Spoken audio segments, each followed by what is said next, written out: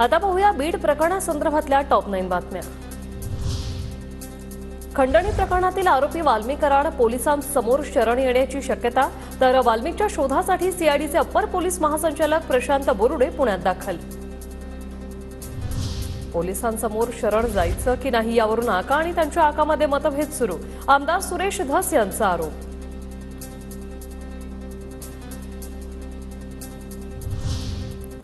सह्याद्री अतिथीगृहावर मंत्री धनंजय मुंडेंनी घेतली मुख्यमंत्री देवेंद्र फडणवीसांची भेट।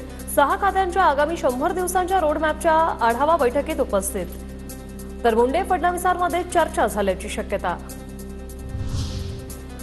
बीड सरपंच हत्येप्रकरणी 2 तारखेपर्यंत आरोपींना अटक न झाल्यास उपोषण करणार। पोलीस अधीक्षकांच्या भेटीनंतर खासदार बजरंग सोनवणे यांचा इशारा। नवीन वर्षाच्या 2 तारखेपर्यंत यांनी जर काही नाही झालं, आरोपी अटक नाही झाला, तर 2 तारखेच्या नंतर मी काय माझं उपोषण जी करणार आहे ती कधी करणार आहे, कुठं करणार आहे, ही काळ वेळ मी ठरवणार आहे। बीड जिल्ह्यात 105 शस्त्र परवाने रद्द, इतर परवान्यांची चौकशी सुरू। असेच शस्त्र परवाने देत असतील तर बीडचं काबुलिस्तान होईल। एसपीच्या भेटीनंतर सुरेश धस यांची प्रतिक्रिया।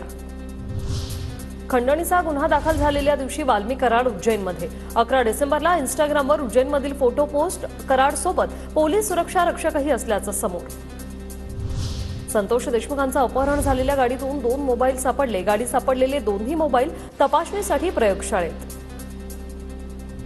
वाल्मिक कराडसह त्याच्या नातेवाईकांचंही बँक खातं गोठवलं। मुख्यमंत्री फडणवीसांच्या आदेशानंतर कारवाई। बीडमधील सरपंच संतोष देशमुख हत्या प्रकरण, भाजप आमदार अभिमन्यू पवारांनी मुख्यमंत्र्यांची भेट घेतली। बीडमधील जनभावना फडणवीसांना सांगितल्या।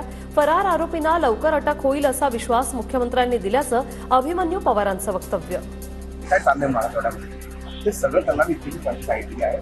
साहेबांनी मला सांगितलं की आपण प्रॉपर्टी अटॅच करतोय, बँक सर्व्हिसिंग करतोय, पण लवकरच सगळ्यांच्या फाश्या वेळ जातील असं मला साहेबांनी सांगितलं।